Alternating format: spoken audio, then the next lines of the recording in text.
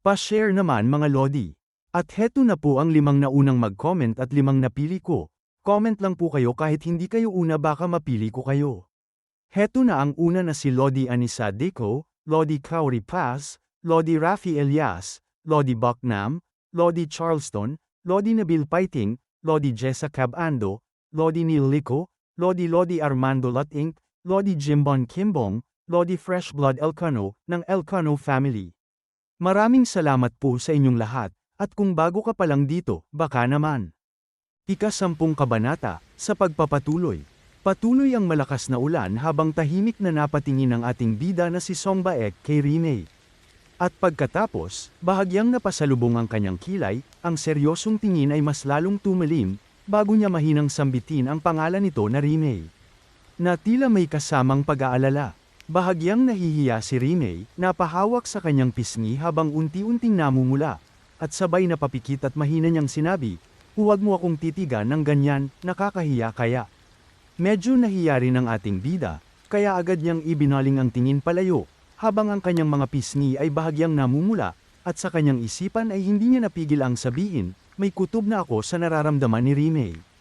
Pero ngayong narinig ko na ng direkta, nakakahiya rin pala, na para bang sa unang pagkakataon ay hindi niya alam kung paano haharap sa simpleng damdamin na mas mabigat pa kaysa sa anumang laban na kanyang hinarap. Bigla namang napatingin sina Song Baek at Rimei sa lalaki nang marinig ang malakas nitong pagtawa. Ang kanilang mga mata ay agad na naging alerto at seryoso, habang ang tunog ng tawang yun ay tila sumingit sa tahimik na sandali nila at nagdala ng panibagong tensyon sa gitna ng patuloy na pag-ulan. Patuloy ito sa malakas na pagtawa, halos mapayuko habang napahawak sa kanyang ulo na tila hindi mapigilan ang sarili, at sa pagitan ng kanyang halakhak ay napasabi pa siya, "Mga lintik na batang ito." Mula sa pagkakayuko nito habang tumatawa, dahan-dahan itong itinaas ang ulo, at sa isang iglap ay naglaho ang bakas ng aliw sa kanyang mukha. Napalitan ng malamig at seryosong tingin habang diretso silang tinitigan, at sa mababang boses na may dalang bigat ay sinabi niya, "Nagbibiro ba kayo?" At dahan-dahan itong itinaas ang kanyang pamaypay, mabagal ang bawat galaw na tila sinasadya para ipakita ang kontrol at awtoridad, bago yun tuluyang itinutok sa kanilang direksyon. At sinabi nito habang makikita sila sa taas ng training ground na turuan niyo ang mga hampas lupang ito kung ano ang tamang pagkakasunod-sunod ng antas sa lipunan.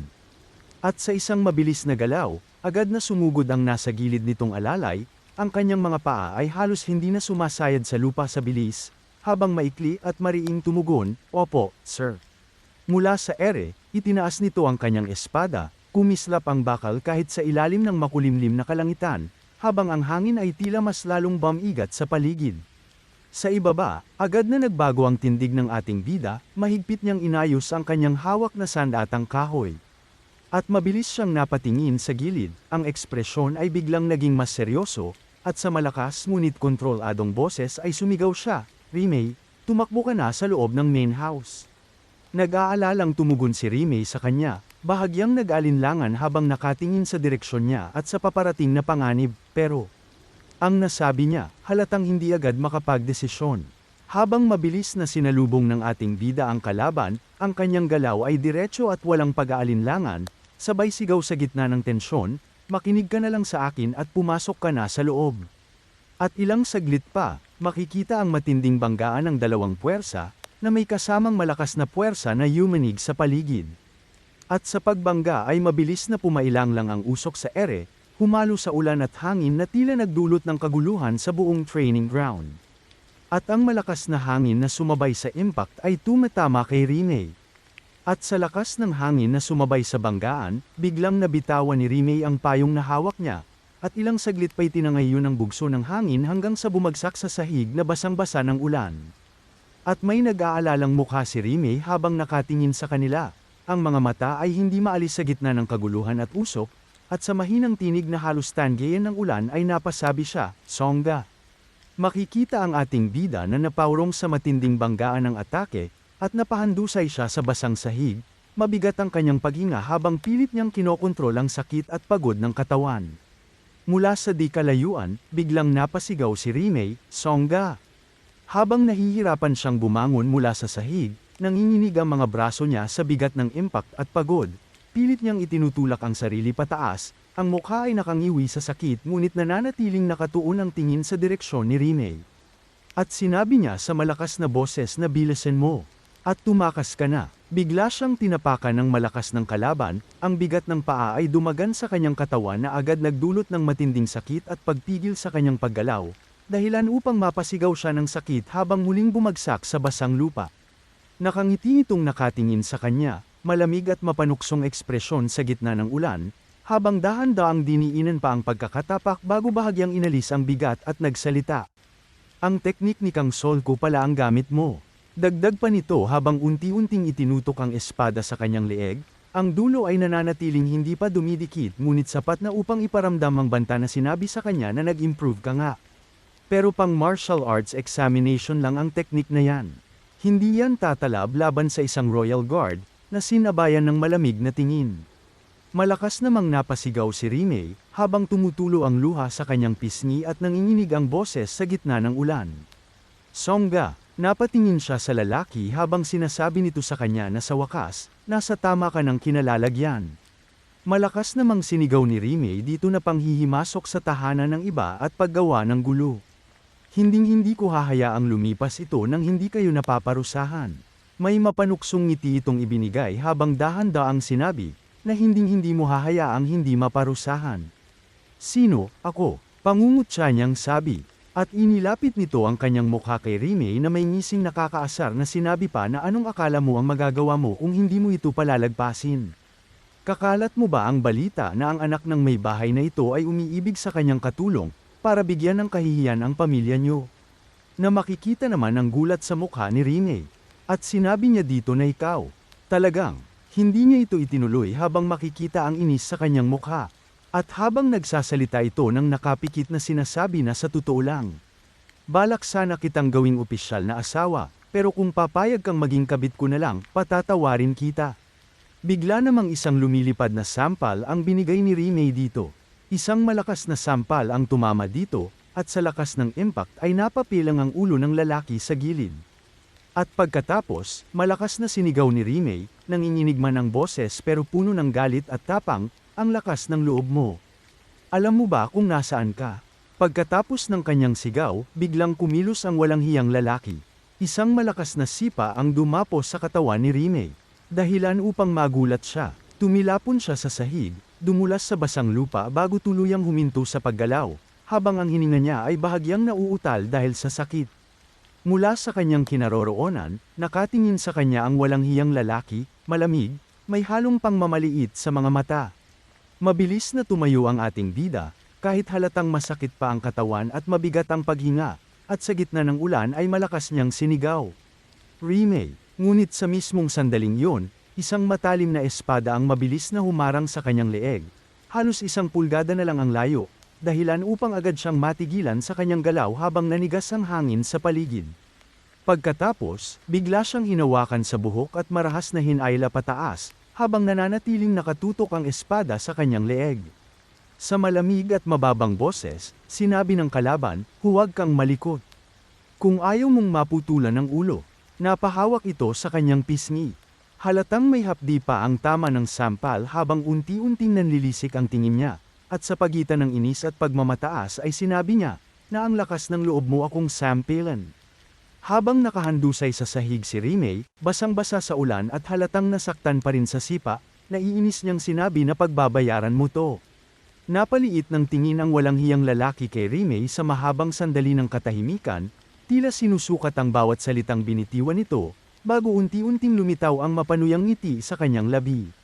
At ilang sandali lamang, bigla siyang napatawa ng malakas, isang tawang malamig at mapanlait na umalingaw-ngaw sa gitna ng ulan, habang lalo niyang pinapakita ang kawalan niya ng takot sa banta ni Rimei at ang kontrol niya sa sitwasyon. At sa gitna ng kanyang malakas na tawa, bigla itong huminto at lumingon sa isang alagad niya. Ang boses ay naging malamig at seryoso na tila pinutol ang anumang bahid ng aliw, at sinabi na hoy, akin na yang espada. Sumagot ang alagad ng pautalutal.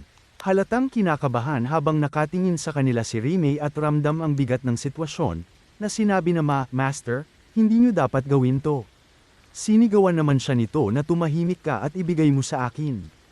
Hindi ko siya papatayin. Nakangisi ito habang dahan-daang binubunot ang espada, ang tunog ng bakal na humihila mula sa kaluban ay tila lalong nagpalamig sa hangin sa paligid, at sa mapanuksong tono ay sinabi niya, "Medyo maganda ka. Pastahan tayo, mahalaga ang mukha mo." Tinapon nito ang kaluban sa sahig. Tumama sa basang lupa na may mabigat na tunog, bago dahan-daang humakbang palapit kay Rimei. Ang bawat hakbang ay mabagal ngunit puno ng banta habang ang espada ay bahagyang nakababa sa kanyang kamay. Sa malamig at mapanuring boses, sinabi niya, "Tingnan natin kung gaano pa siya magiging mapagmalaki kapag nagkaroon na ng pilat ang maganda niyang mukha." Kinabahan ang alagad niya habang nakamasid sa dahan-daang paglapit ng kanyang master. At sa kanyang isipan ay hindi niya napigil ang mag-alala, "Sandali, sobra na to. Ang utos lang sa atin ay takutin ang anak ni Dongbang Chanho." Napakagat ang alagad sa kanyang mga ngipin, pilit pinapakalma ang sarili habang patuloy na minamasdan ang papalapit na panganib, at sa kanyang isipan ay mariing naisip, kailangan natin itong pigilan. Habang unti-unting bumibigat ang desisyon sa kanya, kung susunod pa ba siya sa utos o pipigilan ang mas malalang mangyayari sa harap nila. Dagdag pa nito habang makikita ang ating bida na hawak pa din sa buhok at ang espada ay nakaharang sa leeg. At dahan-dahan na itinutuok ang espada nito kay Rimei na nababaliw na ang batang ito. Nakangiti pa rin ito habang patuloy na lumalapit, ang ngiti ay malamig at mapanlait, at sa mababang boses ay sinabi, "Huwag kang gagalaw kung ayaw mong masugitan ang sarili mo nang hindi sinasadya." Napaatras ang mukha ni Rimei, ramdam ang kaba habang ang dulo ng espada ay unti-unting lumalapit sa kanya, dahilan upang mapahigpit ang kanyang paghinga at bahagyang mapaatres ang kanyang katawan. Makikita ang sobrang galit ng ating bida habang unti-unting dumidilim ang reaksyon ng kanyang mukha sa pigil na puot. Malinaw na naririnig ang bawat salita ng walang hiyang lalaki na malakas na tumatawa na sinasabi pa na yan ang mukhang sulit panoorin. "Sige, umiyak ka pa. Siguraduhin mong masisiyahan ako." At naalala ang magandang ngiti sa mukha ni Rimei na sinasabi niya sa kanyang sarili na nangako akong poprotektahan ko siya. Nangako akong pananatilihing ligtas ang maliwanag niyang ngiti. Naglabas siya ng kaunting enerhiya mula sa kanyang katawan, at dahan-dahan niyang idiniin ang sarili niyang leeg sa talam ng espada na makikita ang dugo na tumutulo sa espada. At nang makita yun ng kalaban, bahagyang napalaki ang kanyang mga mata, at sa loob ng kanyang isipan ay mabilis niyang tinimbang ang sitwasyon. Na sinabi na ano bang ginagawa ng batang to bigla-bigla. Kahit pa mababang uri siyang mandirigma, ang pagpatay sa miyembro ng pamilya Dongbang ay magdadala ng malaking gulo. Mas diniinanan pa niya ang leeg sa espada at makikita na mas lumakas ang pagpuslit ng dugo mula dito, na malakas pa siyang sumisigaw habang sinasabi niya sa kanyang sarili na siguradong poprotektahan ko siya. Nanatili itong nakatingin sa kanyang master ng tahimik, ang mukha ay halatang may bahid ng pangamba habang unti-unting nagiging mas mabigat ang desisyon sa kanyang isipan. Tila nag-aalangan kung susunod pa ba siya o kikilos laban sa sitwasyong unti-unti nang lumalampas sa orihinal na utos. Sa kabilang banda, patuloy na pinaglalaroan ng walang hiyang lalaki si Rimei, ang bawat kilos ay puno ng pangmamaliit at pananakot, habang ang kapaligiran ay lalo pang bumibigat dahil sa ulan at tensyon na unti-unting sumisiksik sa pagitan ng lahat ng naroroon. Sa kanyang isipan, tuluyang nagdesisyon ang alagad habang nakatitig sa eksena, na sinabi nito sa isip na kailangan na talaga nating makialam ngayon. Bago pa masaktan ng baliw na yan si Dongbang Ri, mabilis itong napabaling ng tingin nang marinig ang malakas na sigaw ng sakit na may halong pagtataka. Agad na nagbago ang kanyang ekspresyon mula sa pag-aalangan tungo sa alerto. Isang kamay ang makikita na duguan habang umungol ito ng sakit. At agad nitong sinigaw sa isang alagad na pigilan mo siya. Nakawala ang ating bida mula sa pagkakahawak ng kalaban, at sa isang iglap ay kumilos siya ng mabilis patungo sa kinaroroonan ni Rimei. Dala ang esapadang nakuha sa kalaban, ang bawat hakbang ay puno ng biglaang puwersa at desperasyon. Nanlilisik ang kanyang mga mata, at sa sandaling yun ay tila naglaho ang pag-aalinlangan sa kanyang anyo, ang tanging natira ay matinding determinasyon. Na ikinagulat naman ito ng kalaban. At seryosong napasabi naman ito, habang nananatiling nakatutok ang tingin sa mabilis na galaw ng bida. Nahangal, paanong ang isang Royal Guard ay nawala ng sandata? May halong inis at pagdududa sa kanyang boses, habang mabilis niyang sinusuri ang sitwasyon. Agad itong humanda sa pagsalubong kay Song Baek, mas pinatatag ang tindig, habang may malamig na kumpiyansang gumuhit sa kanyang mukha. Mariin pa niyang sambit, habang umiigting ang tensyon sa pagitan nilang dalawa na espada lang ng isang paslit. Ipapakita ko sa iyo ang tunay na lakas ng martial arts ng isang Royal Guard. Makikita ang mga mata ni Song Baek na lumiliwanag. Hindi dahil sa saya kundi sa matinding determinasyon na tila mas lalong tumitibay sa gitna ng panganib. Malakas niyang isinigaw habang mabilis siyang sumasalubong sa galaw ni Song Baek. Ang kanyang kamay ay nakahanda at tila pinatigas ng training at karanasan, na sinabi na bata, ang paggamit ng espada ay hindi kasing simple lang ng paghawak dito. Malapit na ang kamay nito kay Song Baek, ang hangin sa pagitan nila ay tila biglang sumikip habang ang atake ay papalapit sa isang sandaling maaaring magpasya sa kinalabasan ng banggaan. Nagulat ang kanyang kalaban, habang ang ekspresyon ay napalitan ng pagkalito at pagtataka. Na napasabi na naharangan. Biglang umigting ang galaw ni Song Baek, at sa isang iglap ay lumabas ng hindi niya inaasahan ang martial arts ng kanilang pamilya na nagmumula sa kanilang linya, mabilis at eksaktong mga kilos na tila lumalampas sa inaasahan ng kalaban. Makikita ito na walang tinamaan kundi ang hangin, ang atake ay tila dumaan lamang sa bakanteng espasyo, na lalong nagpalito sa kalaban. Napangiwi ang kanyang mukha, at sa gitna ng pagtataka ay napaisip siya, na isang pine tree ba ito? Habang sinusubukang intindihin kung paanong ang galaw ni Song Baek ay tila naglaho sa kanyang harapan sa mismong sandali ng banggaan. Agad itong napalingon sa gilid kung nasaan ang kanyang master, ang ekspresyon ay mabilis na nagbago mula sa pagkalito tungo sa bahagyang pangamba. At malakas niya itong isinigaw habang mabilis na tumatakbo si Song Baek papunta sa direksyon na iyon. Ang boses ay puno ng pag-aalala at pagmamadali, na Master, tumakas ka na. Napalingon ang walang hiyang lalaki sa biglang sigaw, bahagyang kumunat ang noo habang ang inis ay muling sumilay sa kanyang mukha, at sa malamig na boses ay sinabi niya, ano ba ang ingay na to?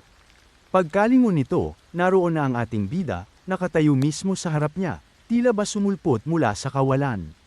Bago pa siya makakilos, mabilis na umangat ang kamay ng bida at walang pag-aalinlangang winasiwas ang espada sa isang mabilisan at eksaktong galaw, diretsyong tumarget sa leeg nito. Ang hangin ay tila huminto sa isang sandali, kasabay ng biglang pag-igting ng tensyon sa paligid. Sa sobrang bilis ng pangyayari, tanging gulat lamang ang naiguhit sa mukha ni Rimei, nanlaki ang kanyang mga mata habang sinusubukang unawain ang nangyari. May hindi makapaniwalang ekspresyon ang sumilay sa mga mukha ng mga alagad nito. Parang hindi matanggap ng kanilang isipan ang bilis ng pangyayari. Ang dati tahimik at mapagmataas na tingin nila ay napalitan ng pagkalito at gulat. Si Rimei naman ay tuluyang napabuka na lamang ng bibig, hindi makapagsalita at tila nawala ng kakayahang umunawa sa nangyari sa loob lamang ng ilang saglit. At pagkatapos ng lahat, nanatiling nakatulala si Rimei, hindi pa rin may proseso ng kanyang isipan ang bilis ng mga pangyayari. Nanginginig ang kanyang boses, naputol-putol ang mga salita. So, Song. At malakas na napasigaw habang ang ulo ng walang hiyang lalaki ay nasa sahig na songga. At makikita ang ating bida na tila wala sa sarili, nakatayo sa gitna ng tahimik na paligid na parang hindi pa rin niya ganap na nararamdaman ang bigat ng nangyari. Ang kanyang tingin ay matalim, nakatuon sa walang hiyang lalaki na ngayon nakahandusay sa lupa. At dito na po nagtatapos ang 10 kabanata.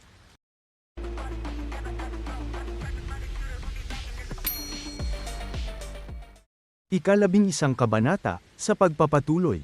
Habang nakatayo lamang ang ating bida, at hindi gumagalaw kahit bahagya, sa kanyang harapan ay naroon ang walang hiyang lalaki na ngayon ay wala ng buhay, nakahandusay sa lupa at binalot ng nakakatulig na katahimikan ang buong paligid. Sa gitna ng katahimikang yon, biglang sumigaw si Rimei, basag ang boses at puno ng pagkabigla at pag-aalala, Songga.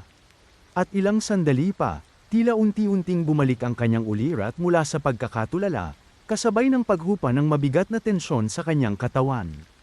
Dahan-daang nanghina ang kanyang kamay, at parang kusa na lamang kumawala sa kanyang pagkakahawak ang espada, bumitaw ito at nahulog sa lupa na may mahinang tunog na umalingaw-ngaw sa gitna ng katahimikan. At tumingin siya sa kanyang kamay na bahagyang nanginginig, na para bang ngayon pa lamang niya tunay na naramdaman ang lahat ng nangyari, habang ang kanyang mukha ay unti-unting nabalot ng hindi makapaniwalang ekspresyon. Tumingin siya sa gilid, tila ba may humihila sa kanyang pansin. At doon ay nasalayan niya ang ulo ng walang hiyang lalaki na nakahandusay sa lupa. Tahimik at wala ng anumang galaw, na lalong nagpatindi sa bigat ng eksena. Sa sandaling yun, parang gumuho ang kanyang loob, at ang kanyang isipan ay napuno ng magulong emosyon at hindi maipaliwanag na takot.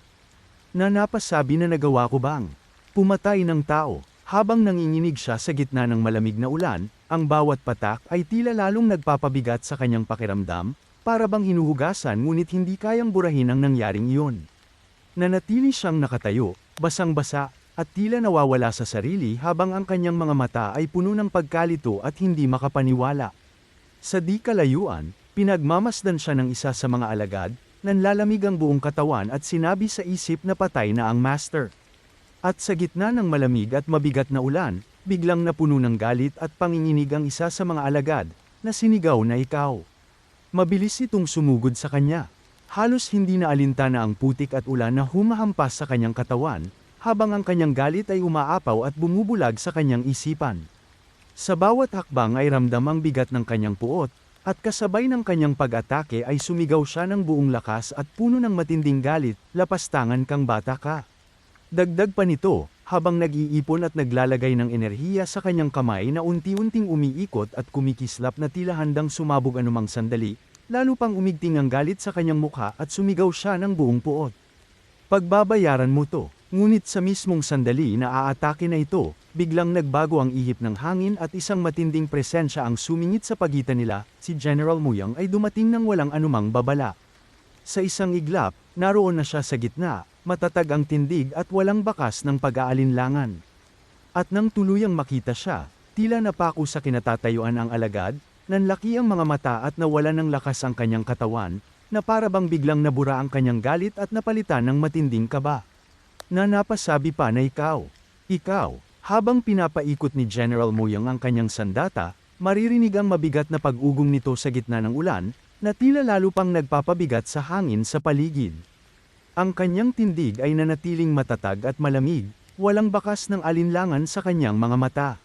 Sa isang matalim na tingin sa mga nagtipon, mariin siyang nagsalita, mababa ngunit puno ng awtoridad at babala, ang lakas ng loob ng mga aso ng emperador. At ilang sandali pa, kumilos si General Muyang ng mas mabilis kaysa sa isang kisap mata.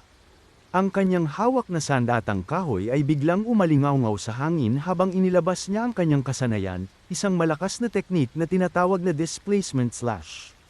Agad na napatilapon nito sa malayo, tumalsik ang kanyang katawan na para bang tinangay ng isang hindi nakikitang puwersa. Sa kanyang pagbagsak, umalingaw-ngaw ang isang malakas na kalabog, na sumabay sa pagbagsak ng ulan, at sandaling yumanig ang paligid sa lakas ng impact. Mabilis na bumalat ang makapal na usok sa pinagbagsakan niya. Makikita ang paa ni General Muyang na nakatayo ng matatag sa lupa, walang bahid ng pag-urong o pag-aalinlangan, habang pinagmamasdan niya ang tumilapo na lalaki sa malayo. Habang nakahandusay sa sahig, pilit nitong inyaangat ang sarili kahit nanginginig pa ang katawan mula sa matinding impact. Ang kanyang mukha ay nakangiwi sa sakit at pagkadismaya at napasabi ito na bakit ka nandito Muyang. Makikita si General Muyang na tahimik na nakatayo, hawak ang mahabang kahoy na sandata sa kanyang kamay. Ang kanyang tindig ay matatag at hindi gumagalaw, tila ba kahit ang hangin ay hindi kayang yumanig sa kanyang presensya. At dahan-daang bumagsak ang ulan sa buong paligid, mas malinaw na ngayon sa katahimikan matapos ang kaguluhan. At ilang sandali pa, makikita ang ating bida na umatras. Dumudulas ang kanyang katawan sa basang sahig. Nakatayo sa kanyang harapan si General Muyang, matatag at walang kibo, habang ang ulan ay patuloy na bumabagsak sa pagitan nila. Ang kanyang presensya ay mabigat, parang isang pader na hindi basta matitinag. Samantala, pilit namang bumabangon ang ating bida mula sa basang lupa, nanginginig ang mga kamay habang sinusubukang itulak ang sarili pataas. Habang nakatikom ng mahigpit ang kamao ni General Muyang, bakas ang kontroladong galit sa kanyang anyo habang pinipigilan ang mas malakas na emosyon na gustong kumawala. Nakatuon ang kanyang matalim na tingin sa ating bida. At sa malamig ngunit mabigat na boses ay mariin niyang sinabi, alam mo ba ang kahihinatnan ng ginawa mo?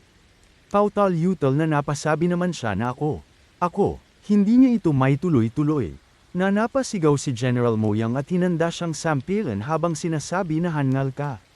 Agad namang sumingit si Rime sa pagitan nila, mabilis na kumilos sa kabila ng bigat ng sitwasyon. Sa isang iglap, sinalo niya ang kamay ni General Moyang. At may nagmamakaawang ekspresyon sa mukha si Rimei, at desperasyon habang pilit niyang hinahawakan ang sitwasyon sa gitna ng matinding tensyon. Nanginginig ang kanyang boses habang sinasabi niya, "Itigil niyo na yan, pakiusap, walang ginagawang masama si Songga." Naiinis si General Moyang, bahagyang kumunat ang kanyang noo habang nananatiling matatag ang kanyang tindig. Hindi niya inaalis ang tingin kay Rimei, ramdam ang iritasyon sa kanyang boses nang magsalita siya, "Hayaan ninyo siya." Binibini, ang isang katulad niya. Hindi niya ito naituloy nang makita niya ang mukha ni Rimei na umiiyak kasabay ng pagmamakaawa na sinabi niya na pakiusap. At mabilis na bumaling si General Moyang, bakas ang iritasyon sa kanyang kilos habang pilit niyang iniiwas ang sarili sa emosyon ng sitwasyon. Bumaling si General Moyang ng tingin, ang kanyang mga mata ay malamig at matalim habang sinusukat ang sitwasyon sa likod niya. Sa kabila ng bigat ng tensyon, bahagyang umigting ang kanyang panga at bakas ang iritasyon sa kanyang tinig nang magsalita siya. "Baliw ka talaga." Tahimik itong nagpatuloy sa paglalakad, dahan-dahan ngunit may bigat sa bawat hakbang. Sa kanyang likuran, si Rimei ay umupo sa harap ng ating bida, habang tahimik ding pinagmamasdan ang pag-alis ni General Moyang. Agad na hinawakan ni Rimei ang ating bida, marahan ngunit may pag-aalala. Habang umiiyak sinabi niya na, "Songga, ayos ka lang ba?"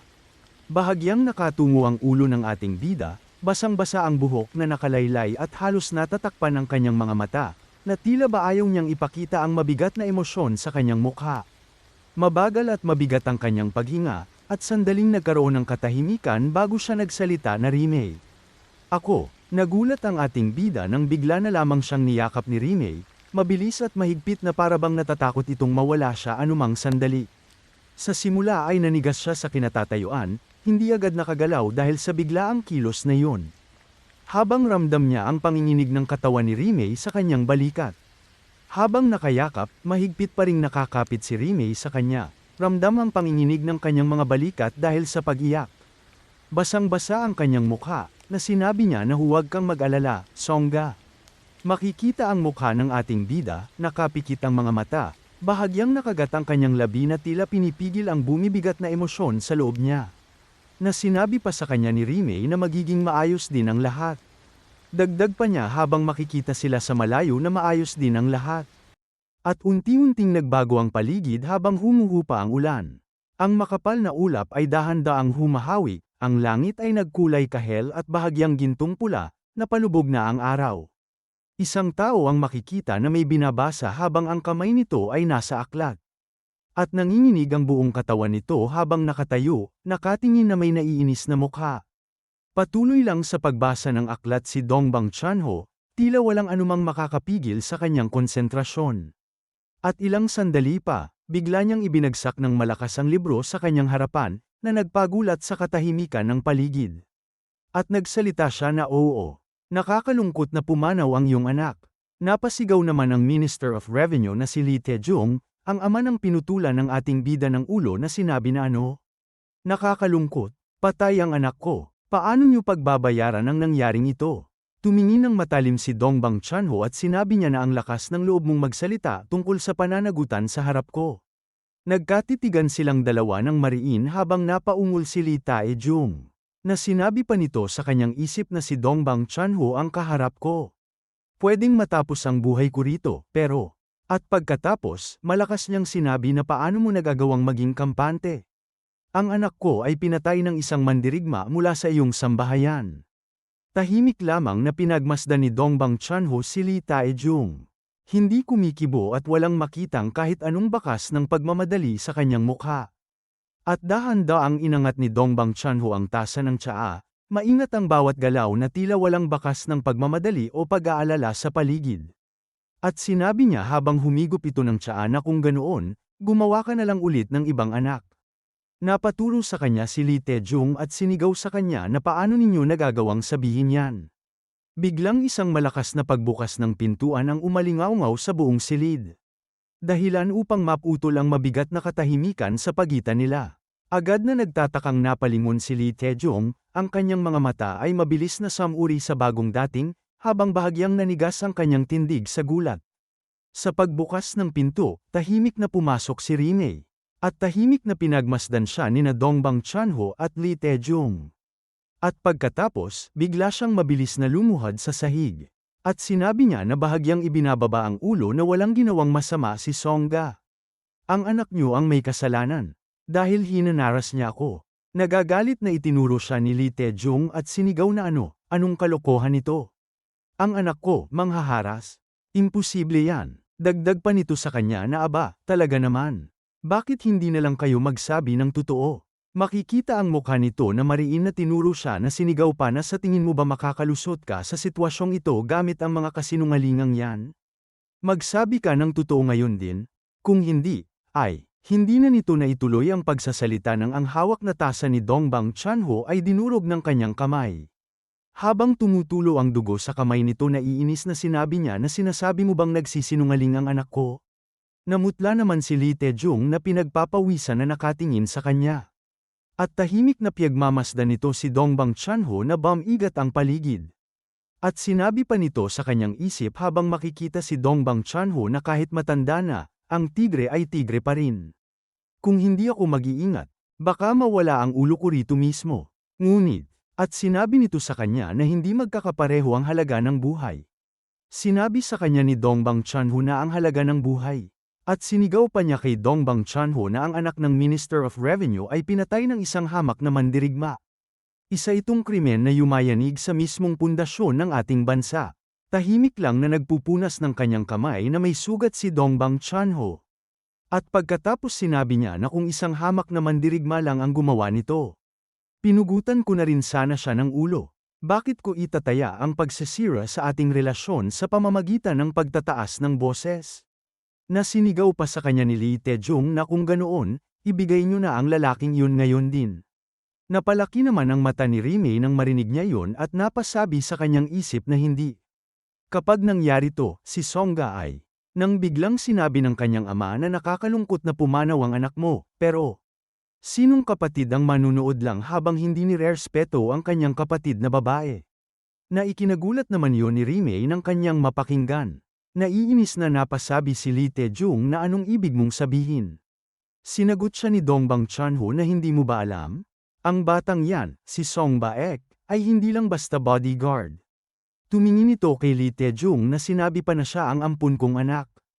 At lumipat ang eksena, sa isang mahabang daanan kung saan ang tunog ng mga paa na mabilis na naglalakad ay sunod-sunod na umaalingaw sa sahig.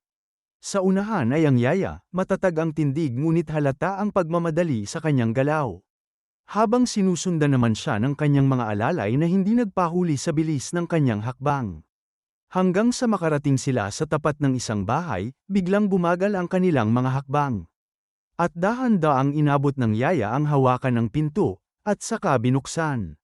Silid palayo ng ating bida, na tahimik na nakaupo sa kama, bahagyang nakayuko ang ulo habang ang kanyang mga kamay ay nakapatong sa kanyang mga tuhod. At dahan-dahan siyang nag-angat ng tingin. Ngunit ang kanyang mga mata ay puno ng lungkot at pagod na hindi niya maitago. Tahimik naman siyang pinagmasdan ng yaya. Makikita ang kanyang mata na napasabi sa kanyang isip na mukhang napagdesisyonan na ang aking kapalaran. Bumaba ito ng kanyang kama habang napahawak sa kanyang tuhod na sinabi pa niya sa isip na isang dagdag na buhay lang naman ito. Basta't ligtas lang si Rime. At pagkatapos tinanong niya dito na yaya, matagal-tagal na rin. Si Rime, hindi. Ligtas ba ang binibini? Magalang na bahagyang yumuko ito ng kanyang ulo na sumagot na pagbati, mahal na Panginoon. Mula sa likuran ng yaya malakas na sinabi rin ng mga ito na pagbati po, young master.